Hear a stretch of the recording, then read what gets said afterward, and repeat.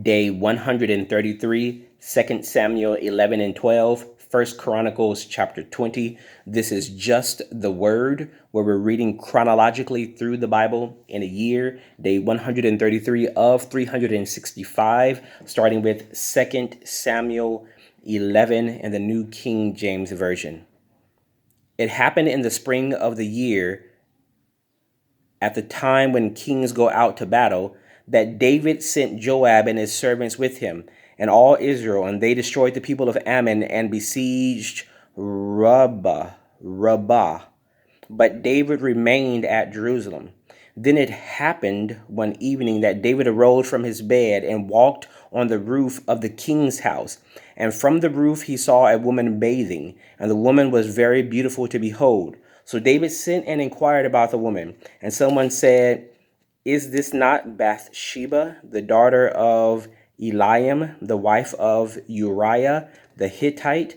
Then David sent messengers and took her, and she came to him, and he lay with her, for she was cleansed from her impurity, and she returned to her house.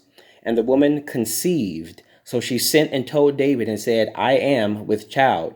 Then David sent to Joab, saying, "Send me Uriah the Hittite." And Joab went to Uriah, and Joab sent Uriah to David. When Uriah had come to him, David asked how Joab was doing, and how the people were doing, and how the war was prospered.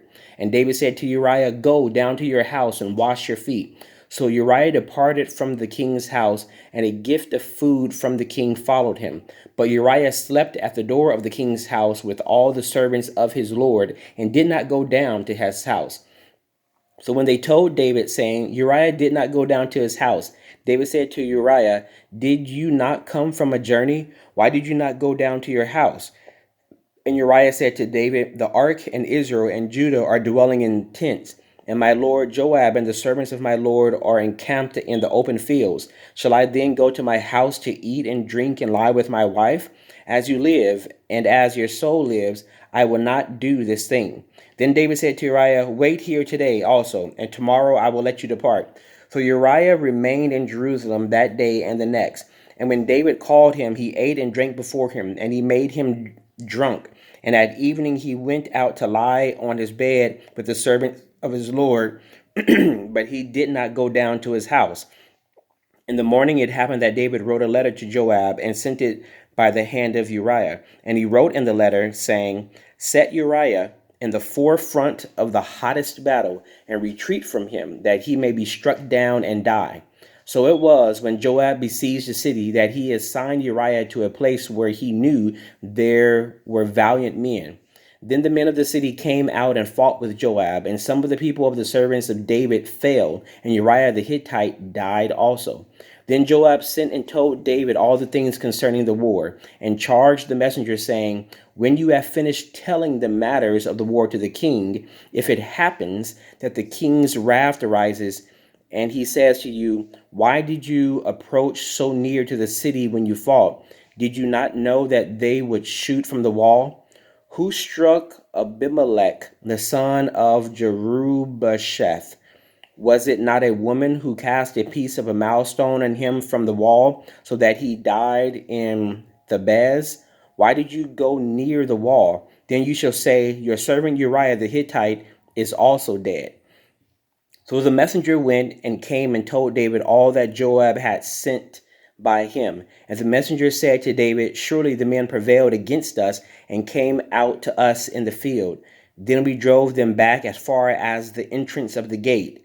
The archers shot from the wall at your servants, and some of the king's servants are dead, and your servant Uriah the Hittite is dead also."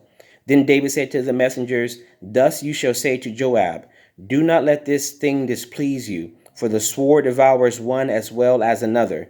Strengthen your attack against the city and overthrow it. So encourage him.'" Then the wife of Uriah heard that Uriah, her husband, was dead. She mourned for her husband, and when her mourning was over, David went and brought her to his house, and she became his wife and bore him a son. But the thing that David had done displeased the Lord. Chapter 12. Then the Lord sent Nathan to David, and he came to him and said to him, There were two men in one city, one rich and the other poor. The rich man had exceedingly many flocks and herds, but the poor man had nothing except one little ewe lamb which he had bought and nourished, and it grew up together with him and with his children.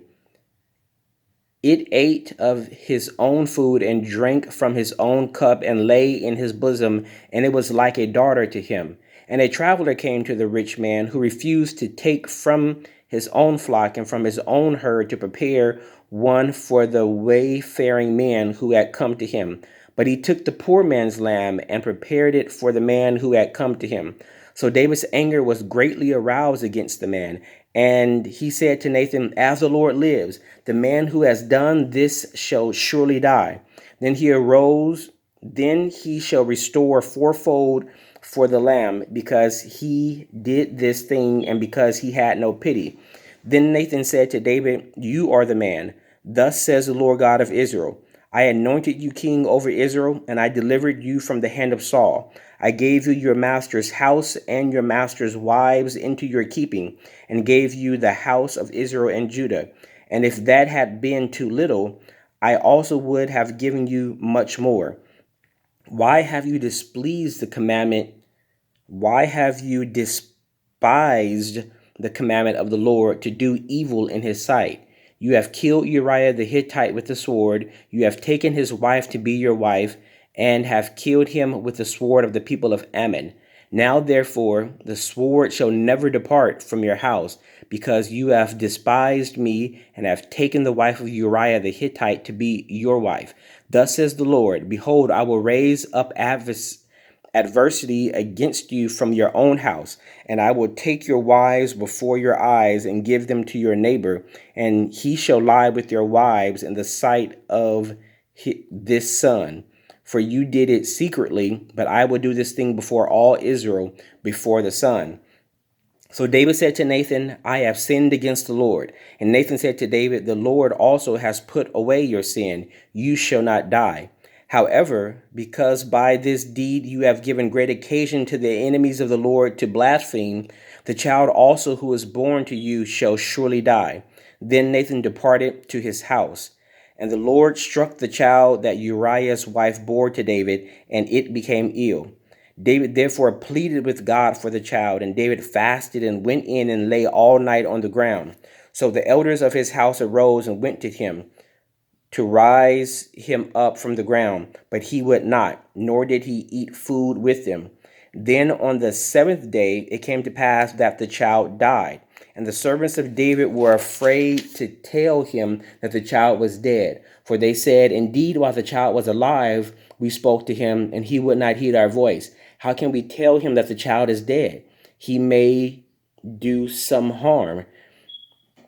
When David saw that his servants were whispering, David perceived that the child was dead. Therefore David said to his servants, Is the child dead? And they said, He is dead. So David arose from the ground, washed and anointed himself, and changed his clothes, and he went into the house of the Lord and worshipped. Then he went to his own house, and when he requested, they set food before him, and he ate. Then his servant said to him, What is this that you have done? You fasted and wept for the child while he was alive, but when the child died, you arose and ate food. And he said, While the child was alive, I fasted and wept, for I said, Who can tell whether the Lord will be gracious to me that the child may live? But now he is dead. Why should I fast? Can I bring him back again? I shall go to him, but he shall not return to me. Then David comforted Bathsheba his wife, and went in to her and lay with her. So she bore a son, and he called his name Solomon. Now the Lord loved him, and he sent word by the hand of Nathan the prophet. So he called his name Jedediah, because of the Lord. Now Joab fought against Rabbah of the people of Ammon, and took the royal city. And Joab sent messengers to David and said, I have fought against Rabbah, and I have taken the city's water supply. Now therefore gather the rest of the people together, and encamp against the city, and take it, lest I take the city, and it be called after my name. So David gathered all the people together, and went to Rabbah, fought against it, and took it. Then he took their king's crown from his head. Its weight was a talent of gold with precious stones, and it was set on David's head. Also, he brought out the spoil of the city in great abundance, and he brought out the people who were in it and put them to work with saws and iron picks and iron axes, and made them cross over to the brickworks. So he did to all the cities of the people of Ammon. Then David and all the people returned to Jerusalem. First Chronicles 20.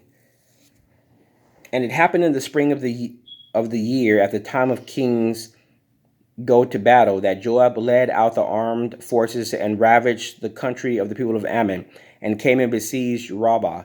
But David stayed at Jerusalem, and Joab defeated Rabbah and overthrew it. Then David took their king's crown from his head and found it to weigh a talent of gold, and there was precious stones in it, and it was set on David's head. Also he brought out the spoil of the city in great abundance, and he brought out the people who were in it and put them to work with saws, with iron picks, and with axes. So David did to all the cities of the people of Ammon.